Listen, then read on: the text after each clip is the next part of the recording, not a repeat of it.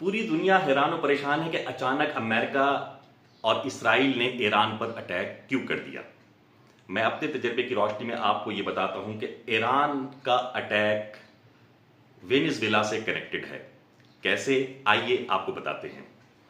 Venezuela पर जो America ने अटैक किया और उनके प्रेसिडेंट को कैप्चर किया और उसके टोटल ऑयल पर अमेरिका ने कब्जा कर लिया।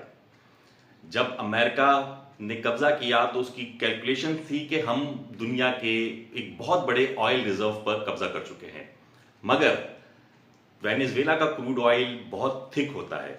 हमने कई बार वहां से लोडिंग की है। वो क्रूड ऑयल इतना थिक होता है कि उसका पाइपलाइंस में फ्लो करना भी बहुत मुश्किल होता है और उसे रिफाइनरी में इस्तेमाल करने पर बहुत ज्यादा कॉस्ट आती है। तो उसे रिफाइनरी के लिए यूजेबल बनाने के लिए या जहाजों पर लोड या डिस्चार्ज करने के लिए उसमें लाइट क्रूड ऑयल मिक्स किया जाता है, जो कि ईरान वेनेजुएला को देता था। जब अमेरिका ने यह देखा कि अब इतना बड़ा ऑयल का रिजर्व हमने कैप्चर तो कर लिया है, मगर ये हमारे लिए बहुत कॉस्टली है या यूजलेस है, इसके लिए हमें ईरानी क्रूड ऑयल की जरूरत है। तो उन्होंने वेनेजुएला की तरफ से जिस तरह कोई मज़ाहिमत नहीं हुई, तो उन्होंने ईरान के साथ भी यही करने का सोचा और उन्होंने ईरान पर अटैक कर दिया।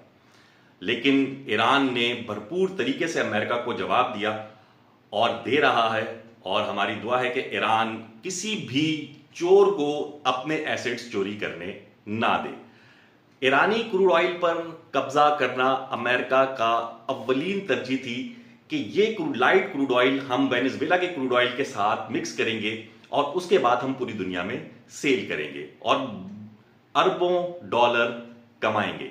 अगर कोई ये समझ रहा है कि ये ईरान के न्यूक्लियर वेपन्स के लिए या कोई और रीजन के लिए जंग थी, तो वो बिल्कुल गलत फहमी है। ये जंग सिर्फ लाइट क्रूड ऑयल कैप्चर करने की थी और लाइट क्रूड ऑयल कैप्चर करने के बाद ये वेनेजुएला के जो ऑयल रिजर्व है उन दोनों को मिलकर पूरी दुनिया की एक बहुत बड़ी इकोनॉमी बनने की थी कि हमारे पास दुनिया का सबसे ज्यादा क्रूड है।